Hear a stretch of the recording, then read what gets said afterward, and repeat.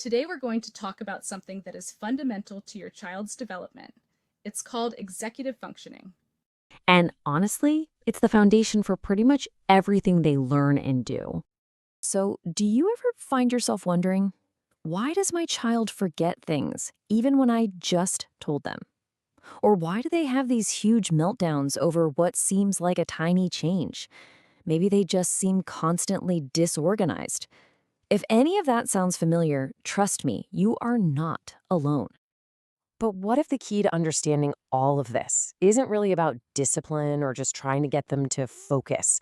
What if it's actually about a specific set of skills their brain is still developing? Well, that's where executive functioning comes in. Okay, so what is it? The easiest way to think about executive functioning is to picture it as the CEO, or the management system of the brain. It's this whole set of mental skills that helps us organize our thoughts, plan our actions, and, well, get things done. So, what does this brain CEO actually do all day? Let's get a closer look at the specific skills that make up this incredible management system. This system is really built on a few core skills.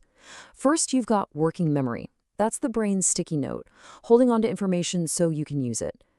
Then there's cognitive flexibility, which is all about being able to switch gears and adapt. A really big one is inhibitory control. That's basically self-control. And of course, you have the ones we tend to think of first: planning, organizing, and just getting started on a task. And look, these are not just some big abstract ideas. These are the practical skills our kids are using every single day. From something as simple as getting themselves dressed in the morning to something as complex as figuring out a disagreement with a friend. Which, brings us to a really important question. Why is it so crucial that we help our kids build these skills? Why do they matter so much? Well, it's because they are truly foundational.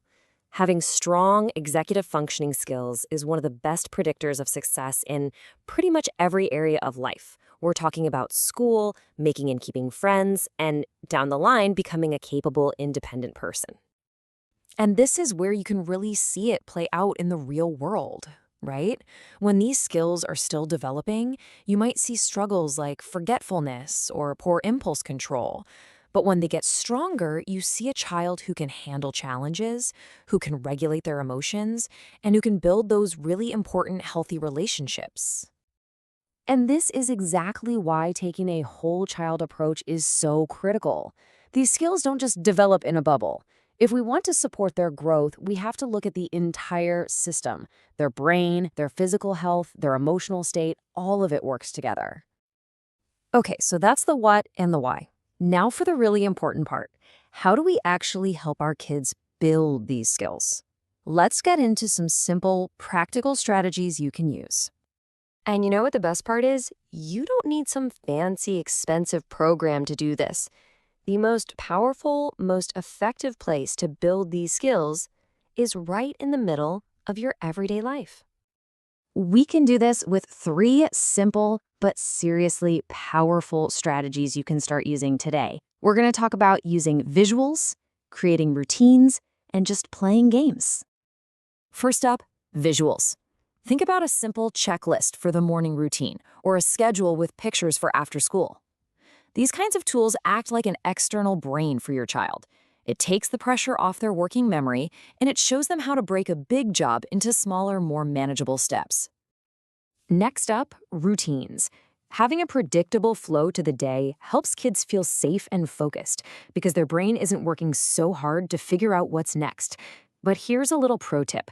Build small choices into that routine. Something as simple as asking, do you want to wear the blue PJs or the red ones? Helps build their cognitive flexibility. And finally, and this one is so important, just play. It's honestly one of the best ways to build these skills.